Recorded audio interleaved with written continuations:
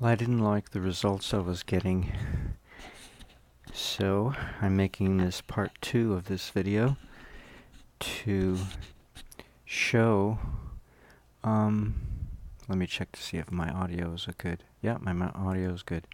To show my improvements.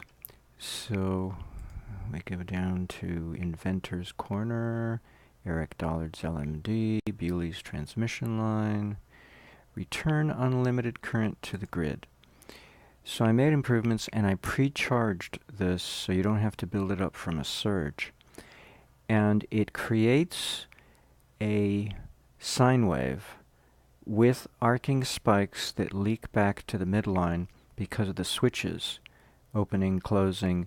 They leak out the voltage. The voltage buildup is a mere 570 plus volts that are required to act as pressure to go against the 240 volts from the mains, the AC mains, in order to send over 16 amps back to the grid. 16.64 amps RMS. So we have some leakage here, some spikes that show that the voltage buildup is leaking back during the switching. And I have two different switches. I have one for maintenance and one for surging. So there's no longer any drainage. This thing will not wind down when you're in maintenance mode, because the clock timer for maintenance mode is running at 190 cycles per second, and the duty cycle is 2 seconds, or excuse me, 2%. So that's maintenance, is 190 hertz, 2%. While surge, a different clock, we have 100 hertz at 2% duty cycle. So a slightly higher frequency. Now, what I learned to do to reduce the voltage here from gigavolts down to just under 600 volts, a lot more reasonable, is I took an idea from my circuit, my first Bewley circuit. The very first Bewley circuit is single-phase AC output. And so the only problem here with this pre-charged circuit, this capacitor pre-charged to 345 volts, is the cycle. The AC cycle is not 60 cycles. And I couldn't figure out for the life of me when I created this. This was the first one in the Bewley series. I now have 7 of this archetype. I couldn't, for the life of me, figure out how to get two things to coordinate, namely the hertz. Here I have 12 hertz on the voltage here, and for some reason it's double 24 on the watts, but whatever, be that as it may, the amps and the volts are 12, just under 12. I had to have the pre-charge of 345 volts, and then I had to have the right number of amps. And here I have, well, yeah, not the RMS, the peak, 345, and then the peak amps is 130, just under 130. So I couldn't get the amps to go, I couldn't regulate the amps relative to the voltage, independent of also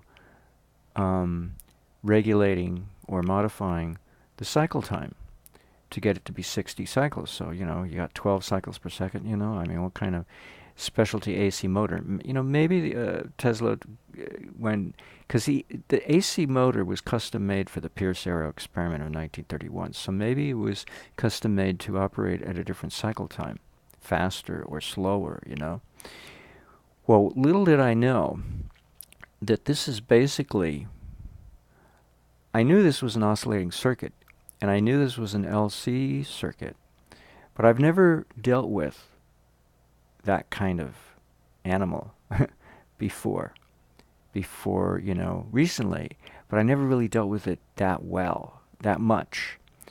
Well, lo and behold, using that style thinking, I came up with an LRC circuit. See, that was the solution. And so I put in 2 ballast loads, inductors, and I monkeyed with them and got them to be 12 millihenries each, just by rolling, the cursor up and down over it. And then I chose this solder joint to modify, and I also rolled the cursor up and down, the mouse wheel, and I got it to be 120 milliohms. It was previously 1 milliohm to represent the internal resistance of the mains source, the voltage source, the AC voltage source. So I raised it by a factor of 120, and both of these, the insertion of these three parametric values, 2, 12, and they had to be 2. Now, it doesn't matter which way the coils are. I just arbitrarily made it look that way because it looks pretty to me this way. But there had to be 2 of them on either side, and then this resistor, somewhat like that. I don't know all the factors that you can modify. You'll have to toy with it yourself. But I had to have 2, not 1. And then the resistor of 120, and it's interesting, the numbers kind of turn out, 12 millihenries each of 2 of them, and then 120 milliohms. Interesting. To match the parameter of 75 picofarads, so that all 4 of these, I call them my FB, my 4 FBs, to regulate the frequency of the current feedback. Because we have to get it to match the voltage. And once it matches, it wants to lockstep, fall into step with the voltage wave that is coming from the mains, so that there is no reactive power. Other than these spikes, I guess you could call them reactive because they're not a sine wave. But there's otherwise, for the most part, it's mostly so, to get a power factor as close to unity as possible with as little waste as possible. And they want it. If you throw this off, the amps wave off, and then go back, if you change one of these, it'll veer. And then if you change it back, the amps wave phase will veer back in lockstep with the voltage wave. It's so amazing, But so we're creating an AC wave artificially on this side using voltage that is higher than what's coming from the mains, so as to overwhelm the amperage, the current coming from the mains, with current of our own going in the opposite direction back to the mains. And we do it by taking by taking the voltage wave and fashioning our own current wave, depressed, so to speak, or pushed down into the negative total. The whole wave has to be, both peak and trough, has to be on the negative side of the baseline to indicate that there is absolutely no current coming from the grid. It's all going back to the grid. So some of it, no, actually 21.77 nanoamps. So that's where these spikes end up at, negative, just below the midline at 21.71 nanoamps. So let's stop this just to confirm that and read. See, it's the top of these spikes don't even go back to midline. They're separated below the midline by a 21.71 negative nanoamps peak, the peak of these spikes, while the peak of the sine wave is negative 10.94 amps. So the peak of the sine wave is around 11 amps negative, and the trough, if I can find one, the trough is at negative 22.85 amps. Actually, 22.97. Yeah, right. So we got the two value. Well, anyway. So it creates this nice depressed negative-oriented sine wave. And then if you watch this thing, all the amps are going in reverse direction against the hot wire or the hot lead of the AC mains. You never see the little yellow dots reversing themselves and going back in this direction. They go up.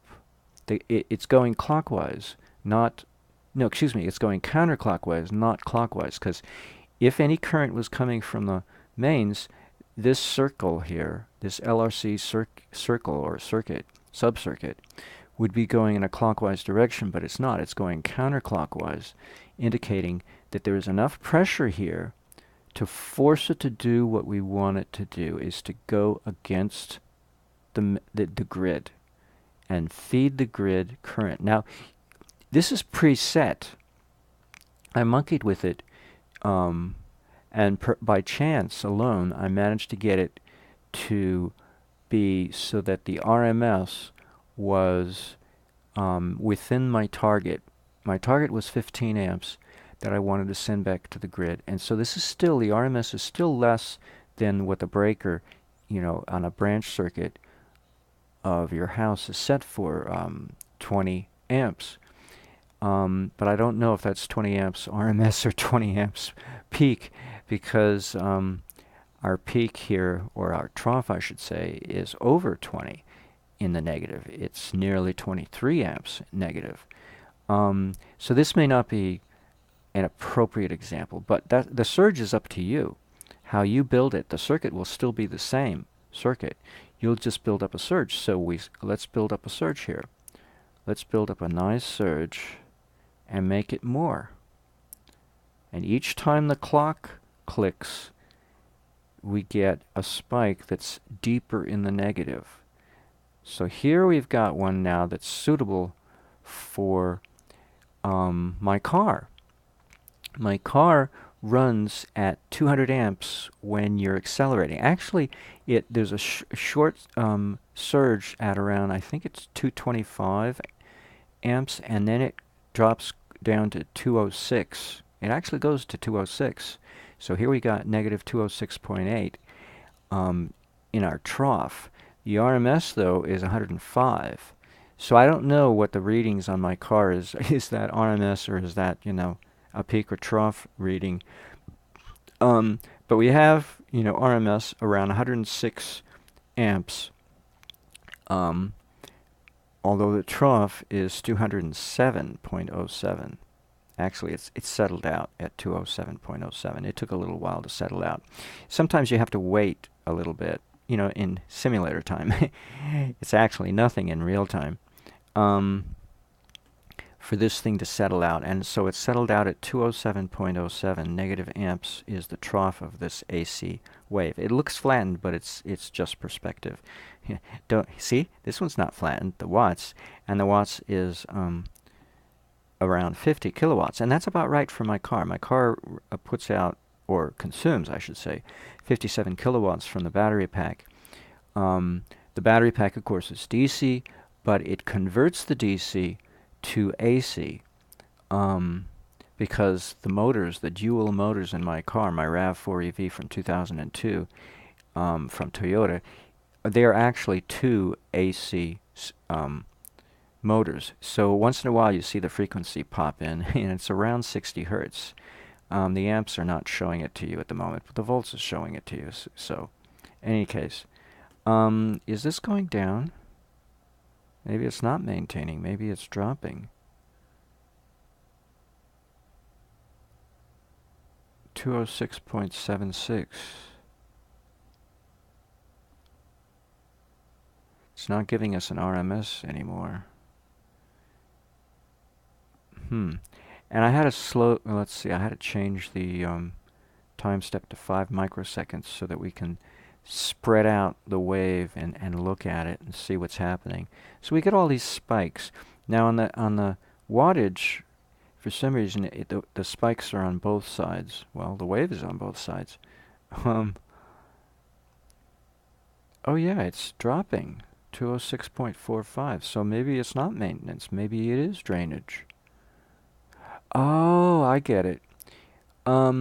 It's attempting to maintain it, but it's see, the cycle time here, this was 190 hertz, so maybe this has to be toyed with. It has to be lowered. Yeah, that's right, it's dropping. So we have to actually lower this to try to fine tune, try to find where does do we have to put the cycle time in order to get it to stop dropping, because we want to maintain a steady state.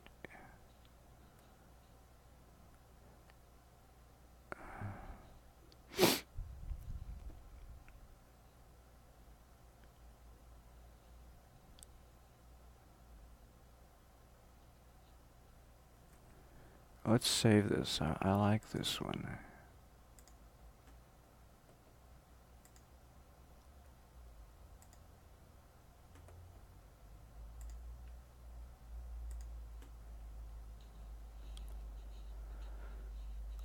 Yeah, so it needs a little more tweaking. The surge, of course, you probably don't have to change it.